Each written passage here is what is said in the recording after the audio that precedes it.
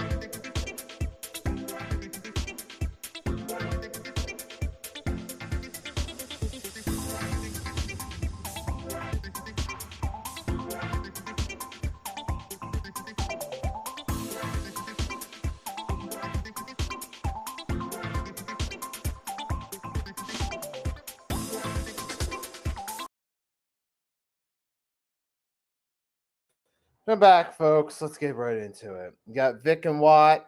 Stacks stopping by. Mitch, what's going on? I haven't checked yet. How's the Sixers game going?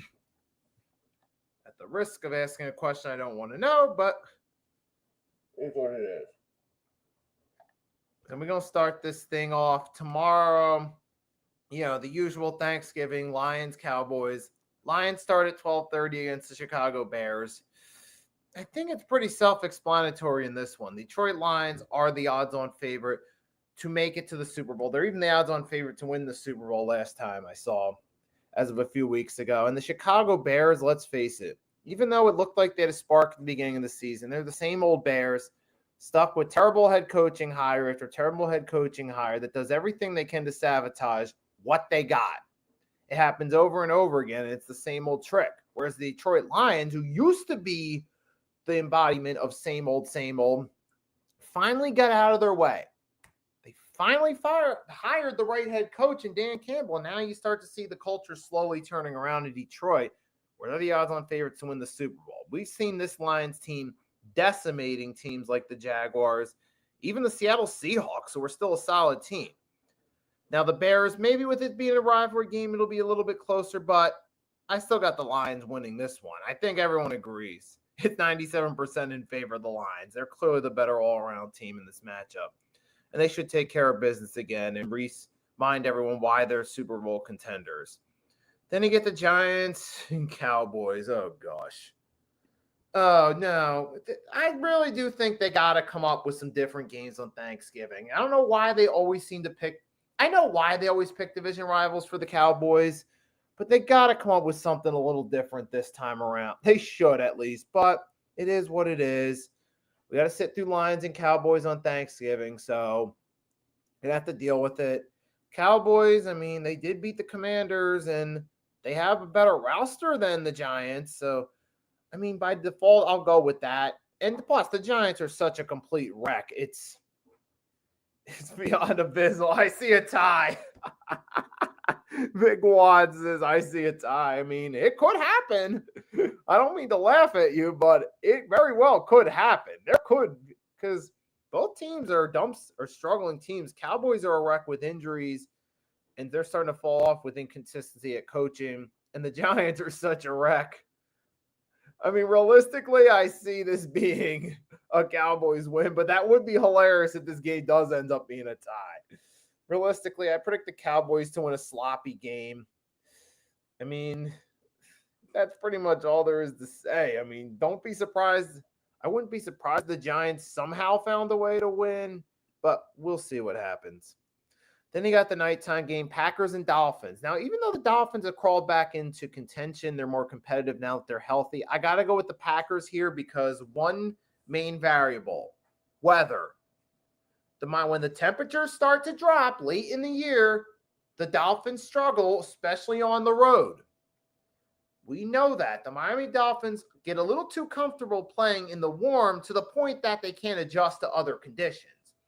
And with Green Bay, we know it starts to get colder when we get closer to the end of the year. So I like the Packers in this matchup because the weather's in their favor. And Josh Jacobs, he's having himself a good year. And I just feel like the Dolphins, we've seen this movie play out one too many times where it starts to get into the crunch. I mean, yeah, they did beat the Jets the day after Thanksgiving last year, but the Jets were such a dumpster fire. And the Packers are a much better team than the Jets last year around Thanksgiving weekend. So definitely give me the Packers to take care of business against the Dolphins. Then you got the Friday game, Kansas City and the Raiders. It might be a more competitive game than we expect, but give me Kansas City. Jesus Christ. I'm not watching this game. I don't know if any of you guys are, but give me Kansas City, please. Enough with the talk about the Raiders. Let's move on before I have a stroke. Chargers and Falcons. I mean, the Chargers, let's face it, they're a much better team than we're usually seeing. KC by 50. I mean, their record would indicate that, but knowing how they played close games, don't be surprised that the Raiders somehow make it a halfway decent game. But now that I said that, Kansas City probably will blow them out. But moving right along, Chargers and Falcons, let's face it, Falcons are a mediocre team to me. I mean, they got off to a bit of a hot start and an easy schedule, but now they've come crashing down a bit. And the Chargers, they at least have a good coach now, even though they're fresh off a loss. But it was against the Baltimore Ravens, one of the better teams in the AFC. So I feel like the Chargers will put that loss behind them, bounce back and beat the Falcons, and move to 8-4. So I like the Chargers' chance of this one. The Falcons, they're a competitive team, but they struggled against the Broncos. And no, they couldn't beat the Saints. I don't like the Falcons where they're headed momentum-wise. So they'll give me the Chargers to take care of business. Steelers and Bengals. I understand why it's a 50-50 matchup. I mean, granted, the Bengals could match up well against them. We saw they gave the Ravens a run for their money. And based on the fact the Steelers beat the Ravens, that's why I think a lot of people are leaning toward 50-50. I'll have to check the Steelers depth chart real quickly before I just go ahead and take one more look. Let's see. I mean, most of their guys, they're mostly healthy.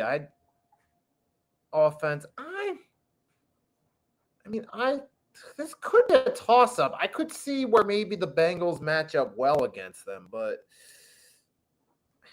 I'm going to go with the Steelers in this one. Obviously, Vic Watt, he won supporting the Steelers, but I give him credit, Steelers by 3. That's a realistic option, but remember, the Steelers have a phenomenal defense, too. The Ravens don't really have that same phenomenal defense. That's one of the main differences. So give me the Steelers in this matchup.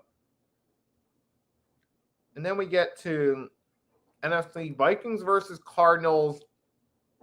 And the Vikings, I think the Vikings are headed in the right direction in this one. But this could be an upset, too, to be fair, because the Vikings did have a few games against bad, struggling teams where they narrowly escaped with wins in games they should have dominated. So it's possible we could see maybe it could be an upset, but I'm going to go with the Vikings in this one.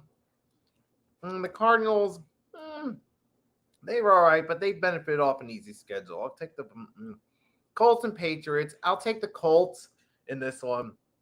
I mean, credit where credit's due. They have a decent team, and Anthony Richardson, he hasn't lived up to his potential. He still shows you flashes. While the Patriots are a dumpster fire and a deep rebuild. Jets and Seahawks.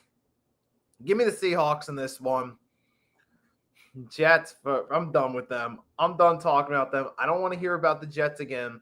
They've been wasting my time getting primetime games, wasting my time being hyped up. I'm sorry. I'm moving on from the Jets. Commanders and Titans.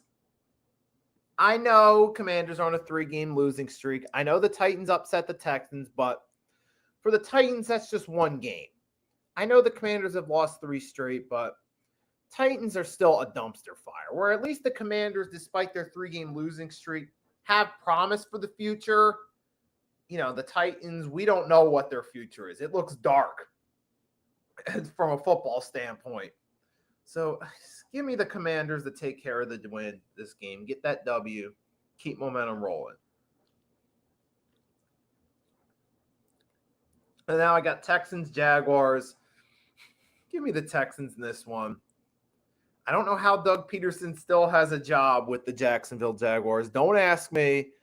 It's Tony Khan's decision. But I feel like the Texans bounce back. Beat the freaking Jaguars. Put them out of their misery. Get Doug Peterson fired so we stop talking about him, please. 405, Rams and Saints. Give me the Rams in this matchup.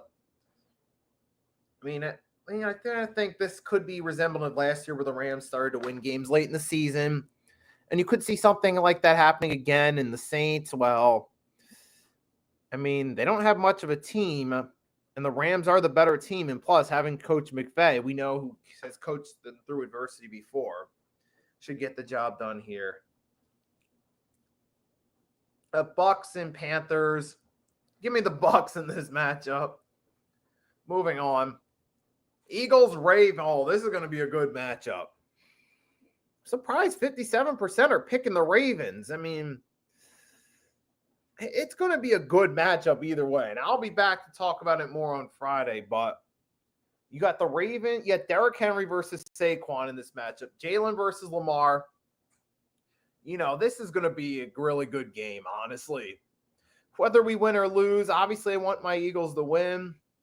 I think the momentum they're on now, they can find a way to win this game. Because one thing that's been consistent about them is they keep finding ways to win. They get stronger as the season goes along. And we've seen the Ravens struggle at times against good teams. We've seen them against Pittsburgh and week 1 against Kansas City, who is a good team, even though they went ugly. It could go either way, but I like my chances on the Eagles in a tough game. San Fran and Buffalo. Give me Buffalo to take care of business.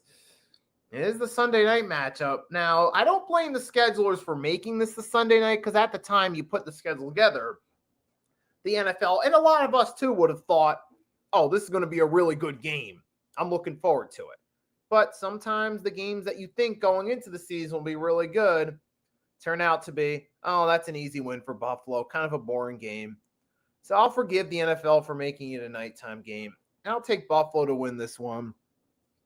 Sorry, San Fran, but the Super Bowl hangover is real. And for the Buffalo Bills, hey, credit to Josh Allen. He proved his critics wrong that thought he was going to take a step back. And I feel like today, Sunday night will be another day for Buffalo to win and Josh Allen to prove those critics wrong again. And then we close it out Monday night. Broncos, Browns. I could put a total of 30 points. Give me the Broncos to win. I know the Broncos aren't the best team in the world. I do think they're a bit overrated despite their record because they've been feasting off an easy schedule, but they're playing against the Browns. This should be another win where the Broncos have a late Thanksgiving feast off the skid marks. I'll kick the Broncos to win this game here in a low-scoring, boring game that I will probably tune out before halftime. But give me the Broncos to win. So those are my picks with there, guys. Before I go, since we now actually got some people in the chat, and to those that came through, thanks for stopping by with the chat. I appreciate it because the last couple of weeks have been very bleh. I'm for hot takes for this one. My hot takes for this one. I'm going to say that Doug Peterson is out on his ass by December 2nd. I'm going to say Doug Peterson is going to get a pink slip and a Feliz Navidad, Merry Christmas out the door early. So that's my hot take right there. So everyone that tuned in, thanks for tuning in. I hope you enjoyed. Have a happy Thanksgiving. If you're going to go out tonight with friends, or if you're going out in general, please do me a small favor. Do so safely. If you're going to drink alcohol, don't drive afterward. Do so safely. Have a great night. Happy Thanksgiving. Love you all for your support for my content and for the Hardcore Sports Network. Your boy Nicky Stees signing off. I'll catch you next time.